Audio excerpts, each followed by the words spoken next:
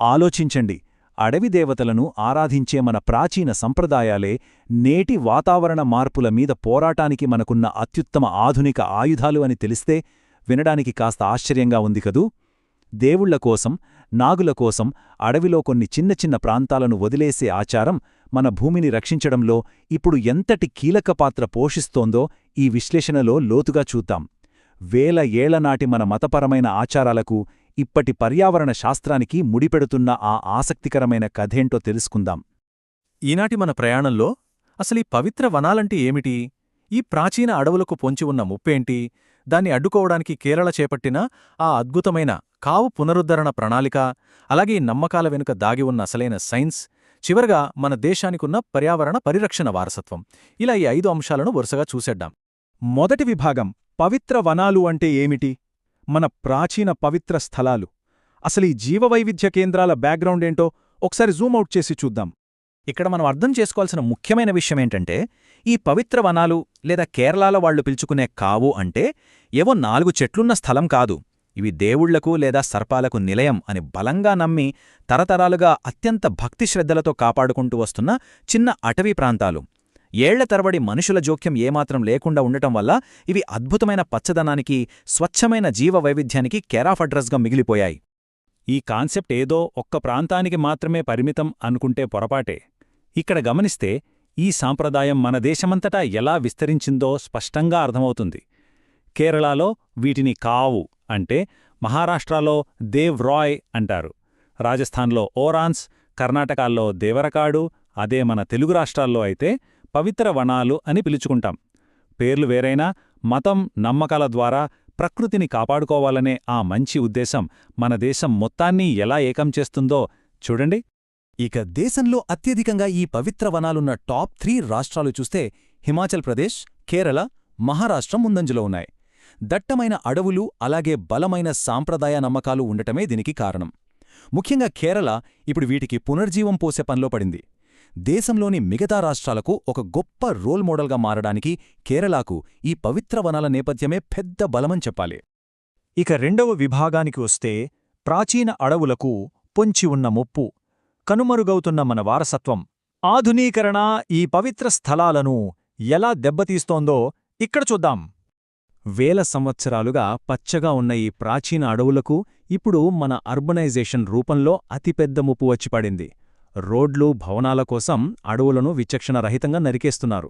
దానికి తోడు నేటి తరంలో ఆ సాంప్రదాయ పద్ధతుల పట్ల అవగాహన తగ్గిపోవడం ఇంకో పెద్ద మైనస్. ఒకప్పుడు చెప్పులేసుకుని వెళ్లడానికి కూడా భయపడే ఆ పవిత్ర స్థలాల్లో ఇప్పుడు ప్లాస్టిక్ చెత్తను యథేచ్ఛగా పారేస్తున్నారు. దీనివల్ల వాతావరణంలో బ్యాలెన్స్ పూర్తిగా దెబ్బతిని ఈ సున్నితమైన పర్యావరణ వ్యవస్థలు నాశనమైపోతున్నాయి. మరి దశాబ్దాలుగా జరుగుతున్న ఈ విధ్వంసాన్ని మనం ఆపగలమా? క్షేత్రస్థాయిలో జరిగే ఒక చిన్న స్టేట్ లెవెల్ ప్రాజెక్ట్ ఈ వినాశనానికి బ్రేక్ వేసి యావత్ దేశానికే ఒక బ్లూప్రింట్లా ఎలా మారుతుంది? ఖచ్చితంగా మారుతుంది. ఆ పరిష్కారమేంటో ఇప్పుడు చూద్దాం. మూడవ విభాగం కేరళ కావు పునరుద్ధరణ ప్రణాళిక. అంటే గ్రౌండ్ లెవెల్ సైన్స్ ఎలా పనిచేస్తుందో ఇప్పుడు నేరుగా కేరళ రాష్ట్ర జీవ వైవిధ్య బోర్డ్, అదేనండి KSBB పైలట్ ప్రాజెక్ట్ ద్వారా తెలుసుకుందాం.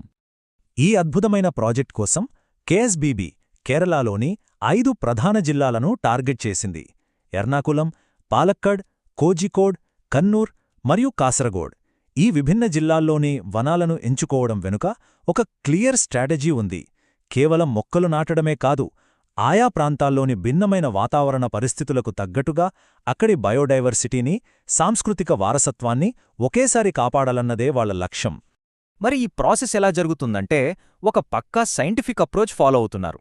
ఫస్ట్, లోకల్గా ఉండే జీవవైవిధ్య నిర్వహణ కమిటీలను ఇందులో కలుపుకొని అక్కడి పరిస్థితిని అంచనా వేస్తారు. సెకండ్ స్టెప్లో ఆ ప్రాంతానికి మాత్రమే చెందిన మొక్కలతో ప్రత్యేకంగా కావు నర్సరీలను ఏర్పాటు చేస్తారు. ఇక మూడోది చాలా కష్టమైన పని. అడవిని నాశనం చేసే ప్లాస్టిక్ చెత్తను, పనికిరాని కలుపు మొక్కలను పూర్తిగా క్లీన్ చేస్తారు. లాస్ట్లో ఎండిపోయిన చెరువులకు ప్రాణం పోసి ఆ చుట్టూ స్థానిక మొక్కలతో బయోఫెన్సింగ్ అంటే ఒక జీవకంచెను ఏర్పాటు చేస్తారు. ఇలా ఏకంగా 3000 కొత్త మొక్కల నాటడం ద్వారా ఈ అడవులకు అద్భుతమైన పునర్జన్మను ఇస్తున్నారు. నాలుగవ విభాగం మనుగడ వెనుకున్న శాస్త్రం. అసలు ఈ నమ్మకం వెనుక దాగి ఉన్న పర్యావరణ శాస్త్రమేంటో ఇప్పుడు డీకోడ్ చేద్దాం. ఇది చాలా ఆసక్తికరంగా ఉంటుంది. సైన్స్ పరంగా చూస్తే పరిరక్షణ పద్ధతులు రెండు రకాలు: ఇన్సిటు అలాగే ఎక్సిటు. ఎక్సిటు అంటే జీవులను వాటి సహజ ఆవాసాల నుంచి తీసుకొచ్చి జూ పార్కులు, బొటానికల్ గార్డెన్స్ లాంటి కృత్రిమ ప్రదేశాల్లో రక్షించడం. కానీ ఇన్సిటు అంటే అలా కాదు. వన్యప్రాణులను, అడవులను అవి పుట్టి పెరిగిన ఆ సొంత వాతావరణంలోనే రక్షించడం. మన నేషనల్ పార్కులు, వైల్డ్ లైఫ్ శాంక్చురీల లాగా అనమాట. ఈ కేరళ కావ్ ప్రాజెక్ట్ కూడా అచ్చం ఇలాంటి ఇన్సిటు కన్జర్వేషన్కు ఒక పర్ఫెక్ట్ టెక్స్ట్ బుక్ ఎగ్జాంపుల్ అని మనం ఖచ్చితంగా చెప్పుకోవచ్చు. అసలు ఒక దేవుడి గుడి చుట్టూ ఉన్న అడవిని కాపాడుకోవడం వల్ల ఎన్ని సైంటిఫిక్ బెనిఫిట్స్ ఉన్నాయో చూస్తే మనం నిజంగా ఆశ్చర్యపోతాం. అక్కడి దట్టమైన చెట్ల వేర్లు వర్షపు నీటిని పట్టి ఉంచి భూగర్భ జలాలను అమాంతం పెంచుతాయి. అంతేనా, వాతావరణంలోని డేంజరస్ కార్బన్ డయాక్సైడ్ని పీల్చుకుని గ్లోబల్ వార్మింగ్కి అడ్డుకట్టవేసే పెద్ద కార్బన్ సింక్లా పనిచేస్తాయి. చుట్టుపక్కల ఉష్ణోగ్రతలను తగ్గించి ఒక అద్భుతమైన మైక్రోక్లైమేట్ను ఏర్పాటు చేస్తాయి. ఎన్నో అరుదైన ఆయుర్వేద మొక్కలకు నిలయంగా ఉంటాయి. అలాగే రాలిపోయిన ఆకులు కుళ్ళిపోయి మట్టిలో కలిసి అత్యుత్తమ సహజ ఎరువుగా మారతాయి. చూడండి, ఒక చిన్న మతపరమైన నమ్మకం స్థానిక పర్యావరణానికి ఎంతటి బలాన్నిస్తోందో. ఇక చివరి విభాగం 5: భారతదేశ పర్యావరణ పరిరక్షణ వారసత్వం. ఈ లోకల్ కేరళ మోడల్కు మన జాతీయ స్థాయి చట్టాలకున్న లింకేంటో ఫైనల్గా ఒకసారి చూద్దాం. మనం ఈ టైమ్లైన్ గమనిస్తే చట్టాలు ఎలా అప్డేట్ అవుతూ వచ్చాయో తెలుస్తుంది. 1972లో వైల్డ్ లైఫ్ ప్రొటెక్షన్ యాక్ట్ వస్తే 2002లో దానికొక సూపర్ అమెండ్మెంట్ తీసుకొచ్చారు. అదేంటంటే కేవలం గవర్నమెంట్ మాత్రమే కాదు, స్థానిక ప్రజలు కూడా అడవులను కమ్యూనిటీ రిజర్వ్స్గా ప్రకటించుకొని స్వయంగా కాపాడుకోవచ్చు. అదే ఏడాది బయోలాజికల్ డైవర్సిటీ చట్టం ద్వారా జాతీయ, రాష్ట్రస్థాయి బోర్డులు కూడా వచ్చాయి. ఈ చట్టపరమైన మార్పులే నేడు కేరళలోని కావు ప్రాజెక్ట్ లాంటి ప్రజల ప్రాజెక్టులకు ఇంత బలమైన చట్టబద్ధతను ఇస్తున్నాయి. అసలు పర్యావరణాన్ని కాపాడటమంటే అది ప్రభుత్వాల డ్యూటీ మాత్రమే కాదు. ఇక్కడ చూడండి, రాజ్యాంగంలోని ఆర్టికల్ 51(a)(g) చాలా స్పష్టంగా చెబుతోంది.